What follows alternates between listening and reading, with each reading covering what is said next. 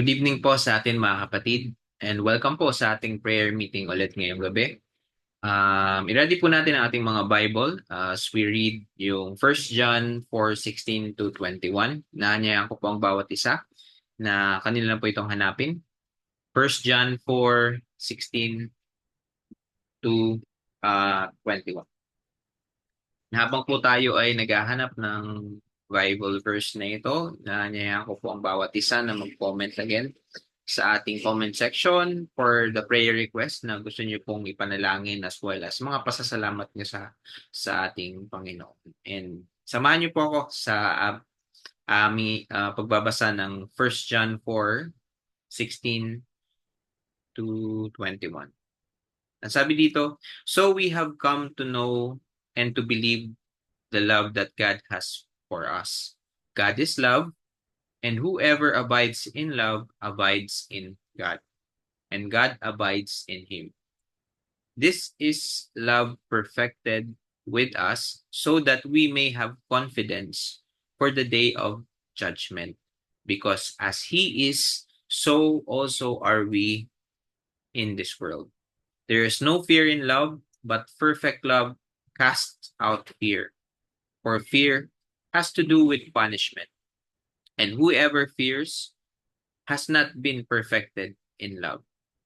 We love because he first loved us. If anyone says, I love God and hates his brother, he is a liar. For he who does not love his brother, whom he has seen, cannot love God, whom he has not seen. And this commandment we have from him: whoever loves God must also love his brother." Maraming pong salamat sa pagkabasa ng salita ng ating Panginoon. And sa passage po na ating pagbubulay-bulayan sa gabing ito, mga kapatid, iniahayag lamang ng Panginoon na siya ay ang Diyos ng pagmamahal. Kagaya po ng mga una nating na daanan sa ating prayer meeting, no, na ang Panginoon ay pagmamahal at pinagpapatuloy pa rin po ito sa verse na ito. And ang pinaka-point po ng Panginoon dito is dapat tayo ay magmahalan kagaya ng pagmamahal natin kay Kristo. So hindi lang po dapat natin mahal ang Panginoong Diyos, kundi mahal din po natin ang ating mga kapwa. Lalong-lalo na po ang ating mga co-believer. And for this reason, mga kapatid, ang Diyos ay ang pag-ibig na sabi nga definition ng una, no, sa kanyang po galing ang pag-ibig and siya po ang may akda nito. At makikita din po natin ang pag-ibig na inalay ng Panginoon sa pamamagitan ng kanyang pagbibigay ng bugtong na anak na si Jesucristo para po mamatay para sa ating mga kasalanan. Sino man ang patuloy na nagmamahal ay patuloy na sumusunod sa Diyos. And yung obedience niya ay patuloy po na nakakonekta sa ating Panginoon. So, pagmamahal, obedience, nandyan po.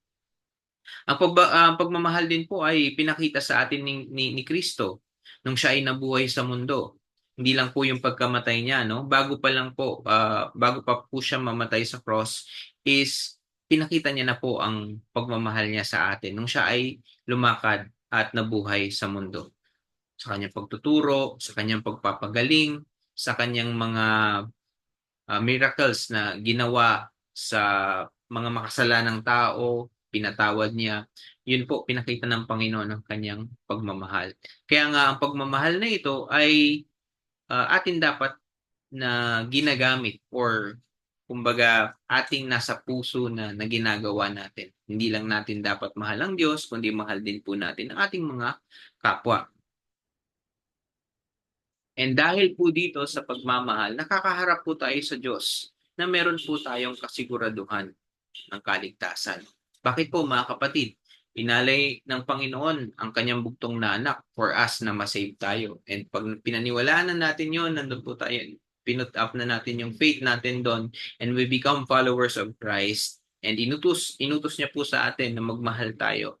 And eventually, nagmamahal tayo. Patuloy na nagmamahal beyond any circumstances. Ang Panginoon ay sasalubungin tayo. And yung kasiguraduhan na ito na sumusunod tayo sa Kanya and yung faith na ating natamo is Kasi ang kasiguraduhan nito ay kaligtasan.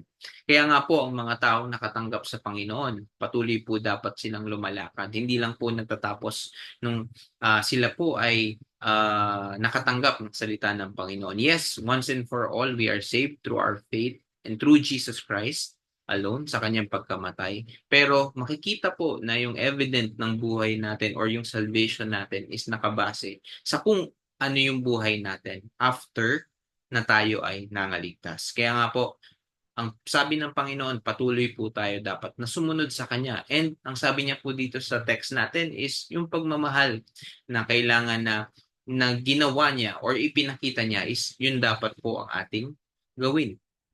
And hindi tayo matatakot sa judgment dito mga kapatid sapagkat ang mga nagmamahal ay ligtas. Kagaya nga po ng pagsunod na ginawa natin sa ating Panginoon. And kung makikita natin dito mga kapatid sa John 3:18, no, i-highlight lang po natin yung verse na ito.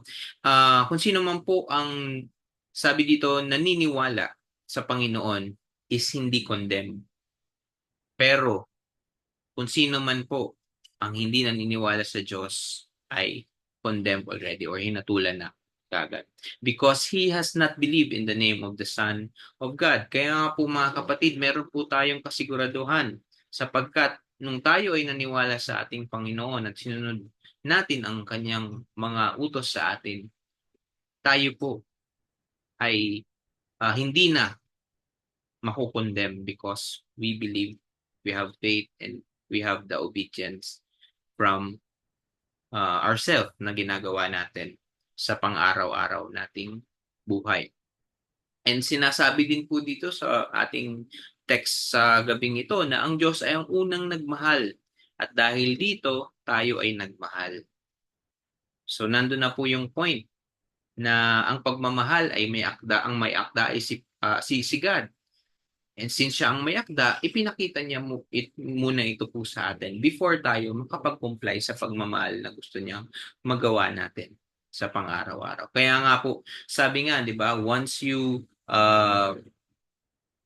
instruct someone or kung nagpayo ka sa isang tao, dapat ikaw mismo ginagawa mo yon. And ang sabi ng Panginoong Jesus, no, tayo po ay magmahal.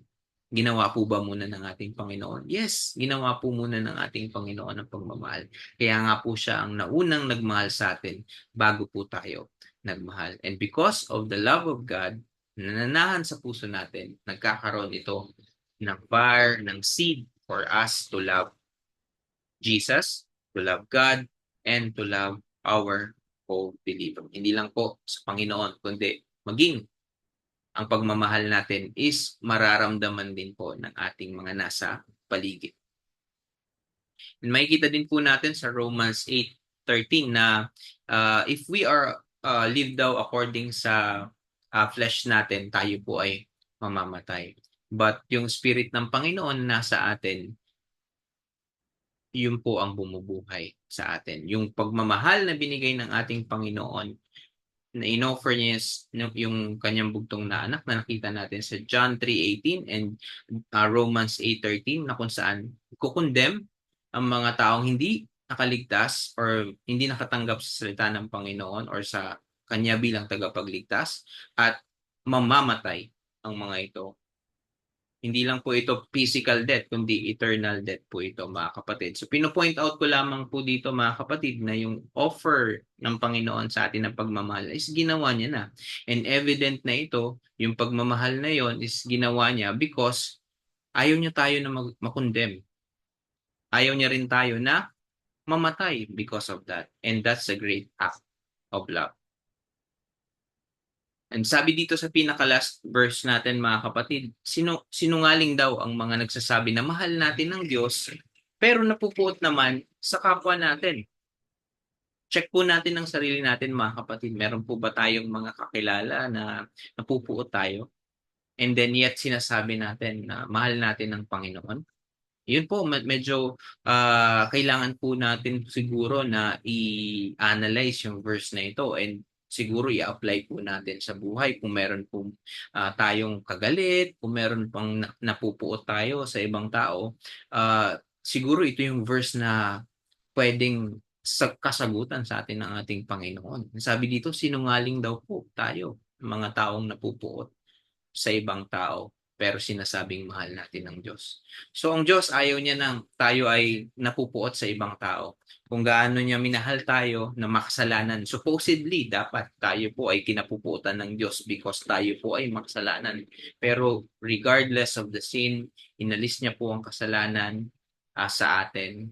Kahit na po tayo ay nagkasala, pinili pa rin po tayo ng Panginoon ng mahalin. Napakagandang example ng love. That's why we want this love to be shown to others na nasa ating paligid, sa ating kapatiran, sa ating mga unbeliever na friends, di ba?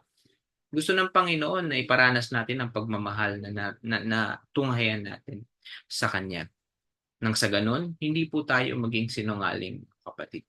Hindi po sa akin nanggaling yan, kundi sa ating Panginoon. Kaya po mga kapatid, sana po kung meron po tayong mga kagalit or mga kinakaputan, ipanalangin po natin sa ating Panginoon na tayo po ay tulungan na tayo po ay makalagpas sa mga nararamdaman natin ito. I know may mga different characteristics po tayo or how we handle things, kagaya ng relationship sa ibang tao, but naniniwala po ako pag ibinigay po natin ito sa ating Panginoon, kakatagpuin natin kakatagpuin natin ang kasagutan ng Panginoon, and ang puso natin is kanyang ihihil. And last verse po bilang support sa ating text sa Galatians 6:1-2, pwede nating maipakita, mga kapatid, ang ating pagmamahal sa ibang tao through helping them, no? Helping them na makabalik, helping them na maging maayos ang kanilang pananampalataya. So makikita natin sa Galatians 6:1-2, mga kapatid, may mga tao na nakot sa transgression, nagkasala, nakita. So we as a spiritual brothers or sister should restore them.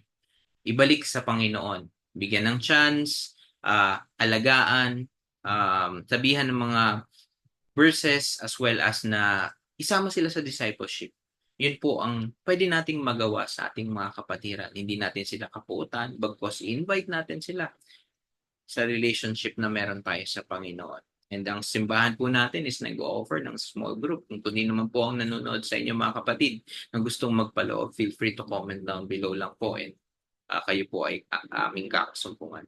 So keep watch on ourselves po, mga kapatid, na tayo po na magmahalan sa isa't isa. And yun po ang utos ng ating Panginoon.